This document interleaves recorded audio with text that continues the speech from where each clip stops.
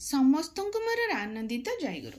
ସବୁଦିନ ପରେ ଆଜି ମଧ୍ୟ ଏହି ଶୁଭ ଦିନରେ ଏକ ସୁନ୍ଦର ବିଷୟ ଆଲୋଚନା କରିବା, ଇଷ୍ଟବୃତ୍ତି ଉପରେ।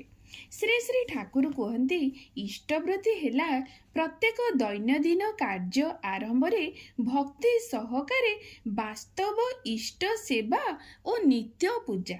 ଶ୍ରୀ ଶ୍ରୀ ଠାକୁର କୁହନ୍ତି, ତାଙ୍କୁ ବା ଇଷ୍ଟଙ୍କୁ ସବୁଠାରୁ ଆପଣାର କରିନେବାକୁ ହୁଏ ନିଜର ସକ୍ରିୟ ସ୍ମୃତି ଓ ବୋଧ ଭୂମିରେ। ଏକଥା କହିବାର ଗୋଟେ ତାତ୍ପର୍ଯ୍ୟ ଅଛି। ତାହା କିପରି? ଶ୍ରୀ ଶ୍ରୀ ଠାକୁର କୁହନ୍ତି, ଇଷ୍ଟ ପୁରୁଷ ଯିଏ, ତାଙ୍କ ନିକଟରେ ସମସ୍ତେ ତାଙ୍କର ଆପଣାର, ଆଉ ସେ ହିଁ ସେହି ଭାବରେ ସମସ୍ତଙ୍କ ପାଇଁ ଭାବନ୍ତି, କରନ୍ତି ଆଉ କୁହନ୍ତି। କିନ୍ତୁ ଆମର ଯେବେ ତାଙ୍କ ପାଇଁ ଭାବିବା, କହିବା, କରିବାର ତ୍ରୁଟି ଥାଏ, ତାହେଲେ ଆମର ସକ୍ରିୟ ସ୍ମୃତି ଓ ବୋଧଭୂମିରେ ଏହି ଭାବଟି ଜାଗ୍ରତ ରହେ ନାହିଁ ଯେ ସେ ହିଁ ପ୍ରଥମ ଆଉ ପ୍ରଧାନ ହେଉଛନ୍ତି ମୋ ପାଇଁ। ଏହି ବୋଧଟିକକ ଫୁଟେଇ ତୋଳିବା ପାଇଁ ଏହି ଯୋଜନା ସହିତ ପ୍ରୟୋଜନ ନିଷ୍ଠା ସହକାରେ ଇଷ୍ଟବୃତ୍ତି କରି ଦିନଯାତ୍ରା ଆରମ୍ଭ କରିବା।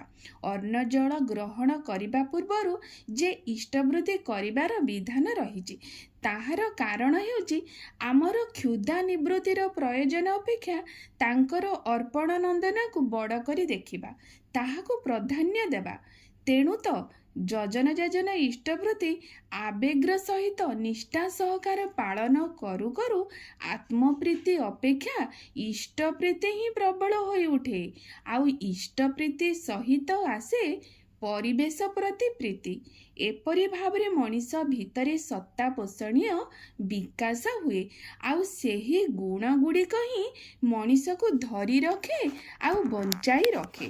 ଶ୍ରୀ ଶ୍ରୀ ଠାକୁର କୁହନ୍ତି ଯେ ତୁମ ଜୀବନରେ ରକ୍ଷା ତୁମକୁ ମୁଁ କରେ ନା, ରକ୍ଷା ତୁମକୁ ତୁମ ଆଚରଣ, ତୁମ କର୍ମ, ତୁମ ଚଳନି ତୁମକୁ ହିଁ ରକ୍ଷା କରେ। ତେଣୁ ଈଶ୍ୱର ସମସ୍ତଙ୍କୁ ରକ୍ଷା କରିବା ପାଇଁ ଚାହାନ୍ତି, କିନ୍ତୁ ସେଇ ମଣିଷ ରକ୍ଷା କରେ ଯିଏ ଈଶ୍ୱରଙ୍କର ଚଳନ ଚରିତ୍ର ବ୍ୟବହାର ଆଚାରକୁ ନିଜ ଚଳନ ଚରିତ୍ରରେ ଫୁଟାଇ ତୋଳେ। ତେଣୁ ମଣିଷର ରକ୍ଷାର କବଚ ନିଜକୁ ହିଁ ପ୍ରସ୍ତୁତ କରିବାକୁ ପଡ଼େ ନିଜର କର୍ମ ଆଚରଣ ଭିତରେ। ଆଉ ତାହା କେତେବେଳେ ସମ୍ଭବ ହେବ ନା, ଯେତେବେଳେ ସେ ସେହିଭଳି ଏକ ଆଦର୍ଶକୁ ଯୋଡ଼ାଇ ଧରିପାରିବ। ରହୁଛି, ଜୟ ଗୁରୁ।